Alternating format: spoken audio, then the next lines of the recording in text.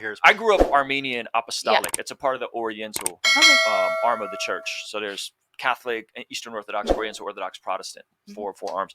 And so if we're talking Armenian Orthodox, it's absolutely man-led, man-driven. Yeah, definitely. Right? It's very masculine. If you're looking at a lot of Eastern Orthodox churches, I think what you're probably kind of hinting at is American Protestants, and the word Protestant is literally protest. Mega church. No. I'm just kidding. The root word is protest. Let's talk about this real quick. So you guys know this is around the time of Henry VIII. Martin Luther puts a 95 thesis on the church. Now, to be fair, Martin Luther was a bit of an anti-Semite, but the reality of the situation is a fact. What happened was all the churches that are not Catholic churches, and Catholic churches, we'll call that maybe like the 7th century when that begins, or you could say it goes all the way back to the death and resurrection of Jesus.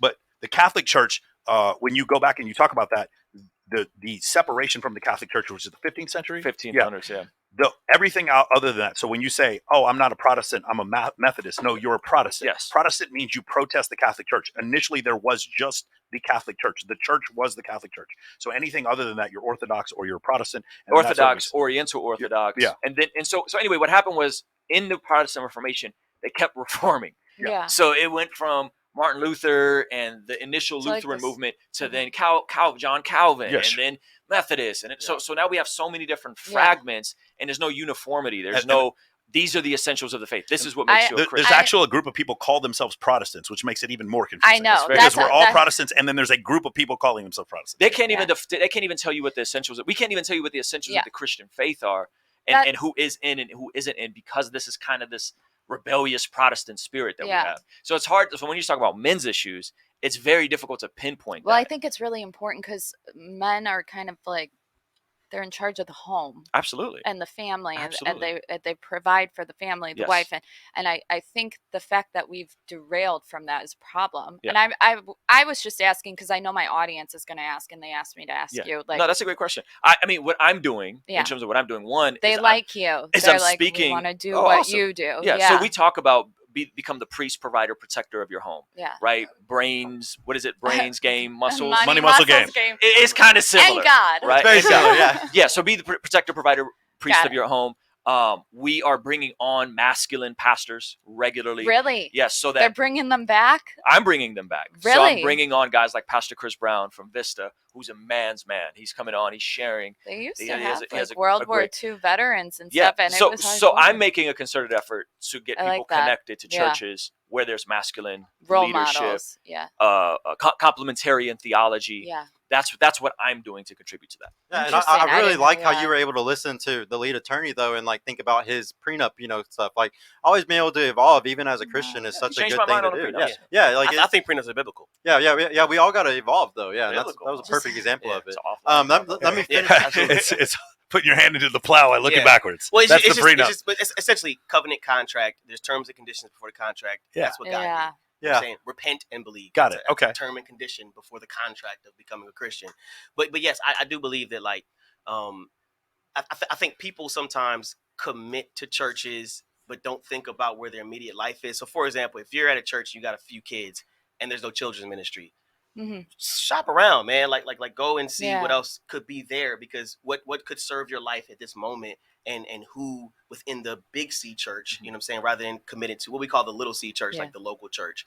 I do believe there could be a better job of people understanding that you don't have to be committed to this one location, and understand that there are multiple places you can. And in the circles I've run in, we've been talking about this stuff. This Love and Respect was a huge book that we read way back when, right? These are men want to be respected, women need to be loved. This is the church has been the church in my circles. That's where it started. We've been preaching this stuff for 20 years. I'm curious. Do you guys? So it says in the Bible, bishop should be the husband of one wife. Do you believe that there should not be women leading in the church, like specifically, and do you believe so because of your own personal experiences, or believe what you believe? What you read scripturally? The scripture. I don't believe a woman should be a lead pastor. Okay, I don't believe a woman because should that is not a Protestant belief. That is a Catholic belief. But we can do it in the home. Just saying. Yeah, okay. I think we can do it in the home. I think women can participate in ministry. Okay, I think women can teach. they, according to 1 Timothy 3, which I think that's what you're echoing, that is reserved for men. That is reserved by the way, that for is bishops, elders, pastors. That is one of the reasons why the Protestant church split, was because it says the bishop should be the husband of the one wife. Guess who has bishops that have no wives? The Catholic Church. So they're deliberately going against what's in the Bible, and that's one of the reasons why the Protestants left. Yeah, I would say that I do believe like what the letter says is that men are to lead the pastoral role. I do also acknowledge the fact that sometimes we have a role designed and exclusive towards men. You see exceptions to the rule. Like you have Moses' wife. Literally, it's not a contradiction. It's just you see sometimes you will see God allow certain things that aren't to the letter. Who are the other people? There's a lot of people in the Bible. There's tons of people in the Bible who didn't have the regular just one wife, one husband thing. Well, look at how the lives turned out. It was always, but here's the thing. Even Solomon himself with multiple wives, every time he spoke of having a woman, it was singular. So take advice from the man who had multiple wives. It was singular. But yeah, anyways, so I was saying like when Moses was traveling to Egypt, you know what I'm saying, to end up battling Pharaoh and do against all the plagues, things like that. It was his wife who circumcised his son. And circumcision was something that was exclusive to Levitical priesthood, which is a male role. Sure. Right? Yet, God allowed that circumstance to happen. Yes. Where a male exclusive role was being done by a woman. And so, this is one... You're saying exceptions to the rule. That was an exception, Now, mind you, what does that mean in today's society? Like, well, there was no man to preach at this church, so therefore you have to... I don't know what that looks like. But honestly, although I think it's a great conversation and I've had it for the last 20 years of my life, you know what I'm saying? I also on the other end of that, I'm like, I don't make that my main focus of fight. You know what I'm saying? I rather build up the man around in my life and the kids around in my life. Good question. Read the rest of the super chats before we do chat, like the video. Please like the video. I'm gonna do that really quick, but I gotta ask you one quick question, bro. Do you think abortion is murder? Yes. Okay, so if abortion is murder, do you think that the women who commit abortion, do you think that they should be tried for murder? I don't know. I don't have it. I would say no, but I would definitely. I think it's too binary. I would say abortion, because we have to look at when they did studies and found out who was the most influential person to that abortion. A lot of times it's men. Ooh, yeah. So that I've been saying it. That's so. Nobody believes who does abortion benefit more, men or women? That's there's a lot of women. I would say men. Yeah, but it also benefits the woman who is going to do the majority of the child care. It benefits. It's a mutual benefit. I mean, men win because of abortion. So here's my whole issue is that homicide or murder in English, it has a singular meaning. In Hebrew, there are several different words for murder. Well. So here's the thing.